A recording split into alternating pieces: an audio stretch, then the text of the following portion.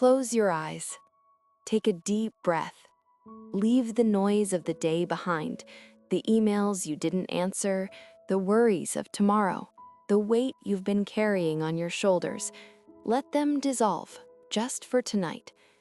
Tonight, we aren't just listening to a story. We are going on a journey into the quiet corners of the human heart.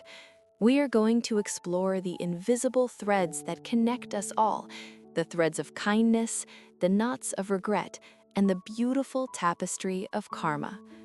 Have you ever wondered if the life you are living is the one you are meant to wear?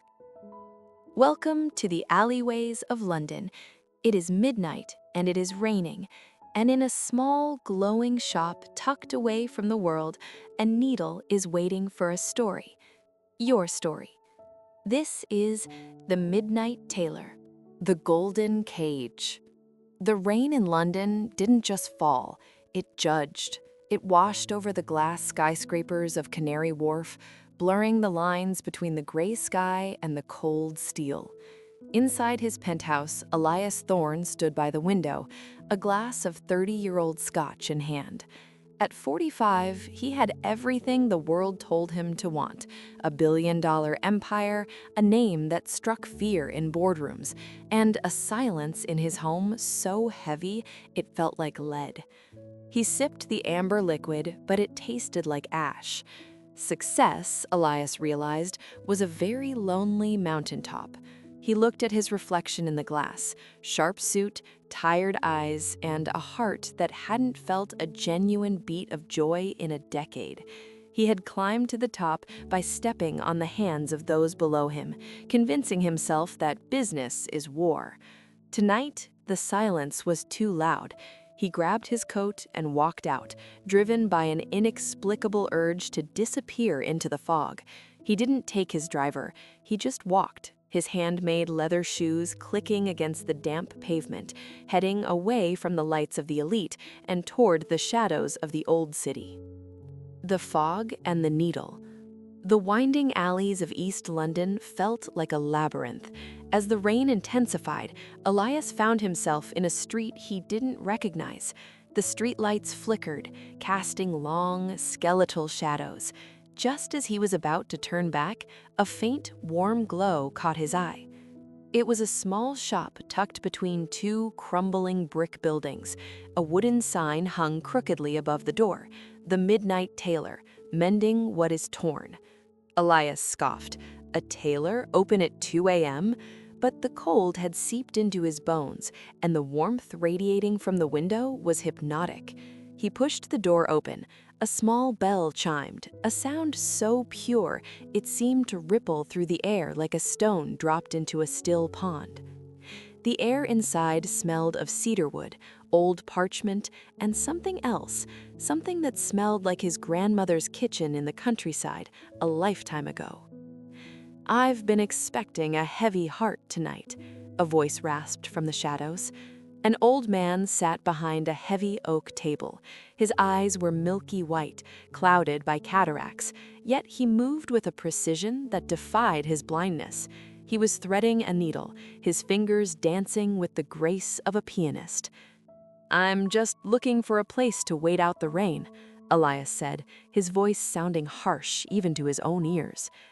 "Is that all, Mr. Thorne?" the tailor asked, smiling gently.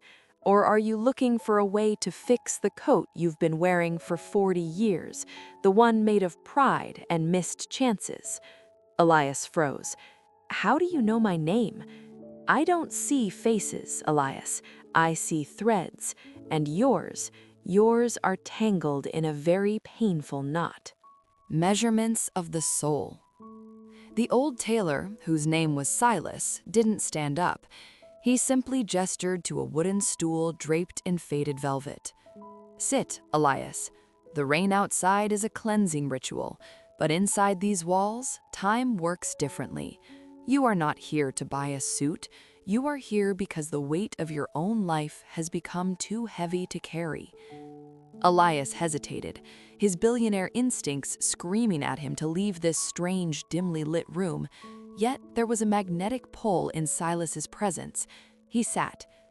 I don't understand, Elias muttered, looking at the thousands of spools of thread lining the walls. They weren't organized by color, but by texture. Some glowed with a soft luminescence, while others were dark and coarse like rusted wire. Most tailors measure the chest and the waist, Silas said, finally standing. He picked up a measuring tape made of what looked like braided silver silk. I measure the gaps between who you are and who you were meant to be. Silas approached him. Despite his blindness, his hands found Elias's shoulder with haunting accuracy. As the silver tape touched Elias, a strange sensation washed over him. Not cold, but a sharp, electric clarity. 32 inches of ambition, Silas whispered, the tape moving across Elias's back. But 40 years of a hollow chest. You've been breathing, Elias, but you haven't been alive. Look at this thread. Silas pulled a strand from the air near Elias's heart. To Elias's shock, the thread was charcoal gray and felt like sandpaper. This is karma, Silas said softly. It is the friction of every bridge you burned to build your tower. You thought those bridges were behind you, but in the tapestry of life, everything is connected. The person you hurt in your 20s is the shadow that keeps you awake in your 40s. Elias felt a lump form in his throat. For the first time in decades, the armor of his ego began to crack. How do I fix it? Can you sew it back together? I can only provide the needle, Silas replied, his sightless eyes seemingly looking straight into Elias's soul. You must provide the confession. The first thread. Silas reached into a small wooden box and pulled out a single spool of golden thread, so thin it was almost invisible. To mend a life, we must find the last point where the thread was still pure. Close your eyes, Elias. Tell me about the first time you chose power over a person. The smell of cedar wood in the shop intensified, and suddenly, the sound of the London rain transformed into the sound of a rustling wheat field. Elias found himself transported back 22 years. He saw himself, younger, thinner, and eyes bright with a dangerous hunger. He was standing in a small, cramped office. Across from him was Sarah, his first business partner, the woman who had shared her last crust of bread with him when they were starting out. He remembered the contract in his hand. He had found a legal loophole that would allow him to oust her and take full ownership of their software. He remembered the look in her eyes when he told her, not anger, but a profound, shattering disappointment. She trusted me, Elias whispered in the dark shop, his voice trembling. She was the only one who truly believed in the dream, not the money. I broke her heart to buy my first Ferrari. I told myself she was just collateral damage of progress.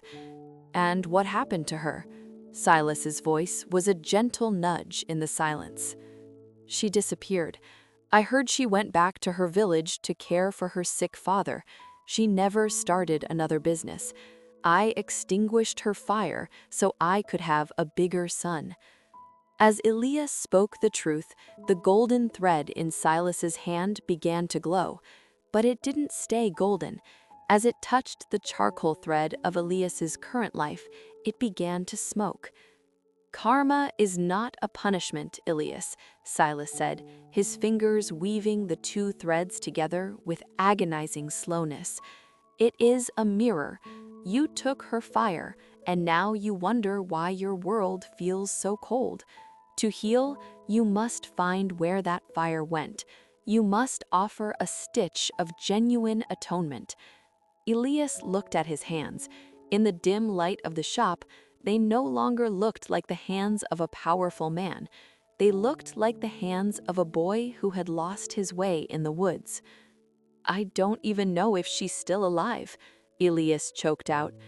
The thread knows, Silas smiled, his needle glinting. But are you brave enough to follow it? The frayed edge. The air in the tailor shop grew heavy, thick with the scent of ozone and old memories. Silas began to move around Elias, his needle darting through the air as if stitching the very oxygen together. "You think your empire is solid, don't you, Elias?" Silas's voice was like dry leaves skittering on pavement. "You think because the bank accounts are full, the foundation is firm. But look at the hem of your soul." Elias looked down. To his horror, the expensive wool of his designer coat seemed to be unraveling.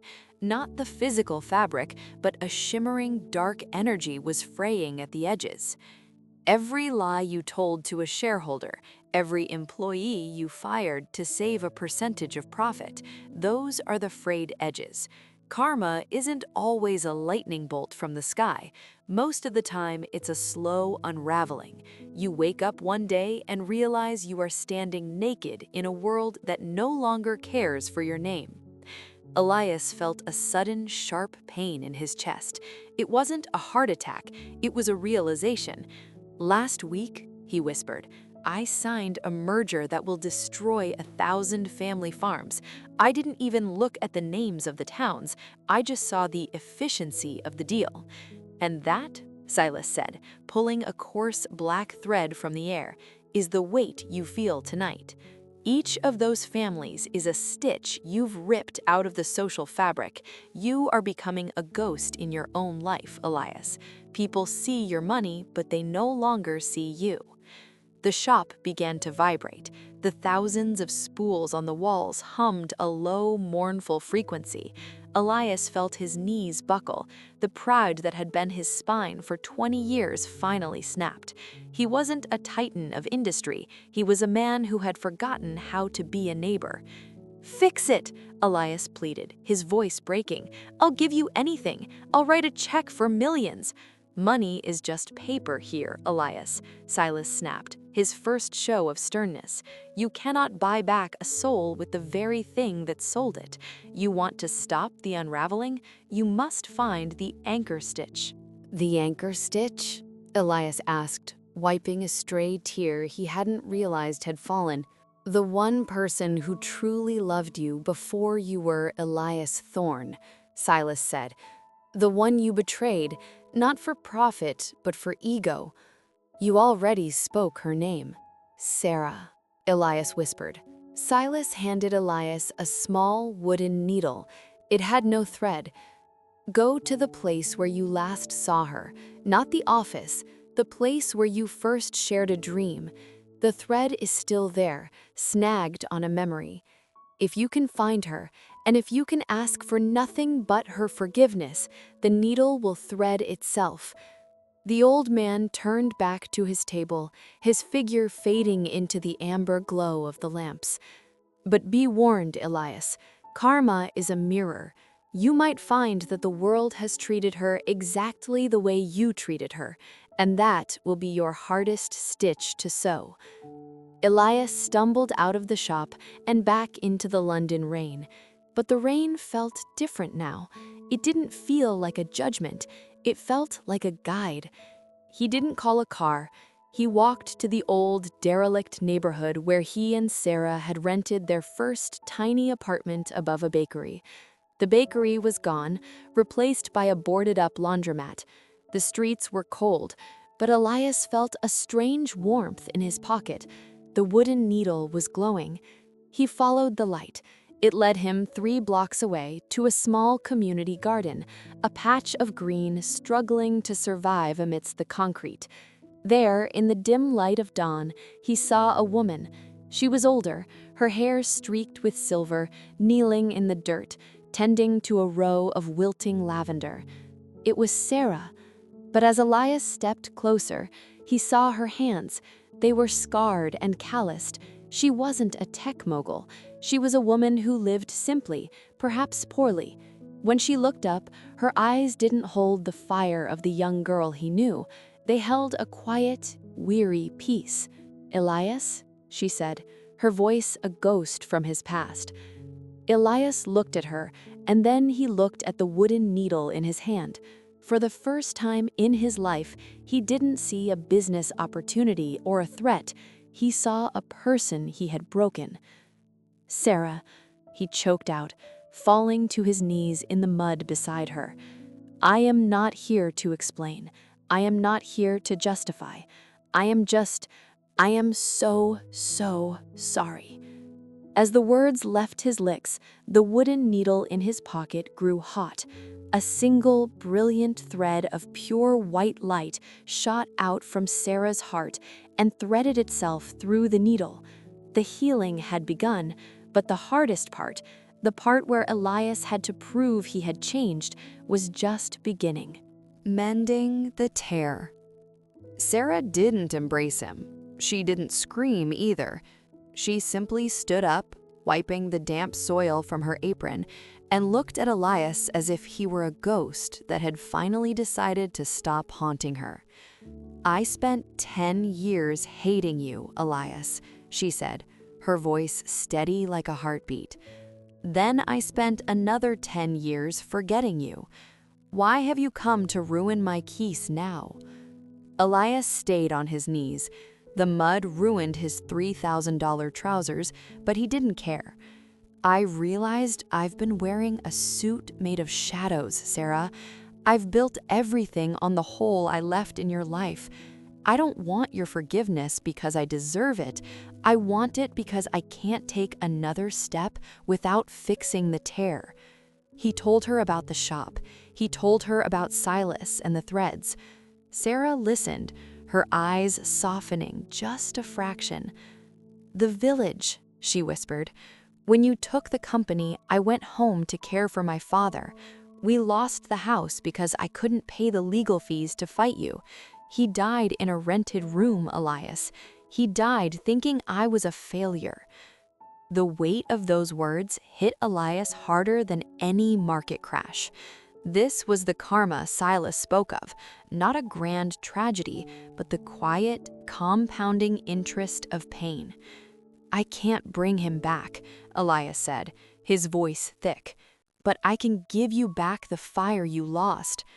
"I don't want your money, Elias," she snapped. "It's not for you," he replied, the wooden needle in his pocket pulsing with heat. "It's for the others, the ones I'm currently hurting. I need you to show me how to stop." For the next week, the billionaire who was once obsessed with efficiency became a student of sufficiency. He stayed in a small motel near Sarah's neighborhood. Together, they looked at the merger Elias was about to sign, the one that would destroy the family farms. "You see these lines on your map?" Sarah pointed to a cluster of small towns. "Those aren't assets. Those are families who have farmed that land for 4 generations. If you take their water rights for your data centers, you aren't just building a cloud, you're building a desert." Elias looked at the data. For the first time, he didn't see numbers. He saw the threads Silas had described. He saw the invisible connections between his wealth and their survival.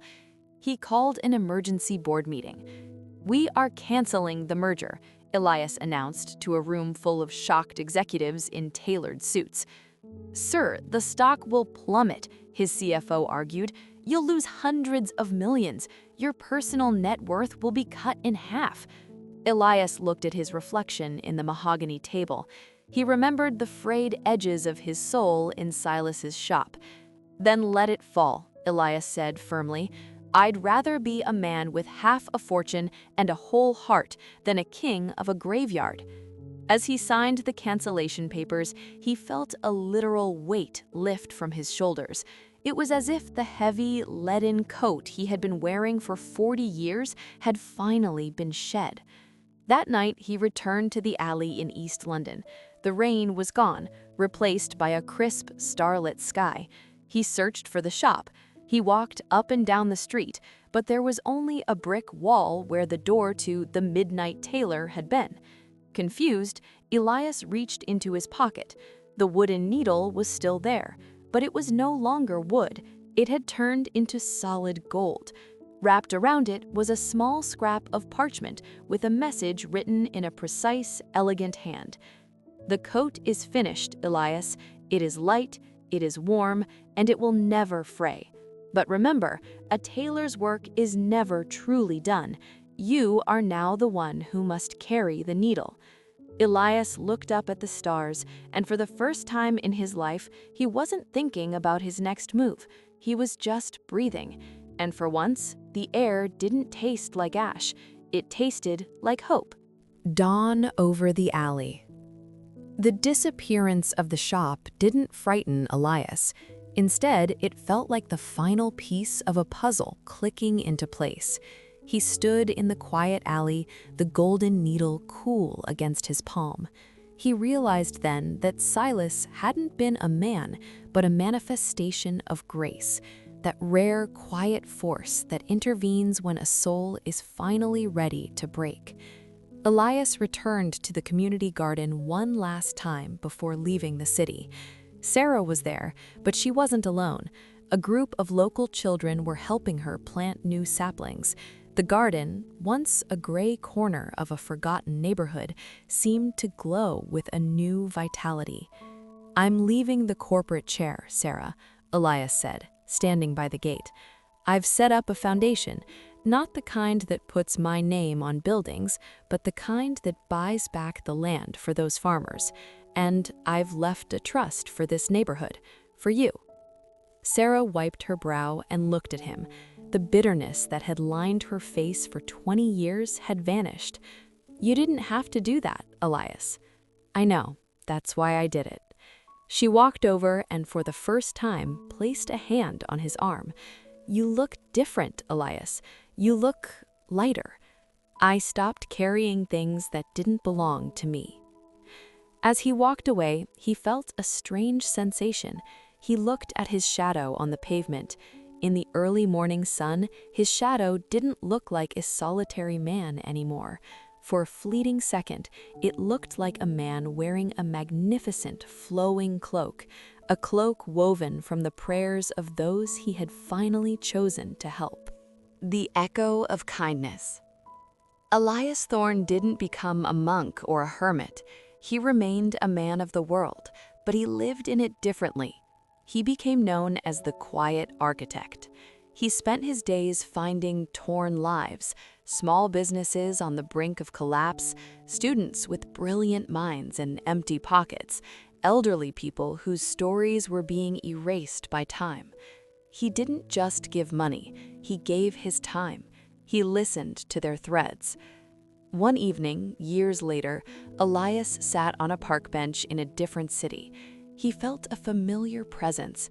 Beside him sat a young man, dressed in a sharp but cheap suit, his face contorted with the stress of a deal that required him to betray a friend. Elias recognized that look. It was the look of a man about to create a knot in his own karma. "It's a heavy coat you're wearing, son," Elias said softly, not looking at him. The young man started. "Excuse me?" Elias reached into his pocket and pulled out the golden needle. He handed it to the stranger. "Take this. It doesn't sew fabric. It sews hearts. Before you sign that contract tonight, ask yourself, is this a thread you want to wear for the rest of your life?" The young man looked at the needle, then at Elias's peaceful face. The tension in his shoulders began to dissolve. Closing words for the listener. As the moon hangs high tonight, remember the story of Elias and Silas. We are all tailors of our own destiny. Every word we speak is a stitch. Every action we take is a thread. We often wonder why our lives feel heavy, why we feel cold in a world of fire. Perhaps it is because we've been sewing a garment of greed, of silence, or of regret. But the beauty of the Midnight Tailor is this: it is never too late to unpick a seam. It is never too late to find the anchor stitch of kindness. Tonight, as you drift into sleep, ask yourself, what kind of fabric am I weaving? For in the end, the only thing that will keep us warm in the winter of our lives is the love we gave away. Sleep well, and remember, your story is still being written, one stitch at a time. Subscribe to Quiet Night Stories for more nightly healing stories and life-changing lessons.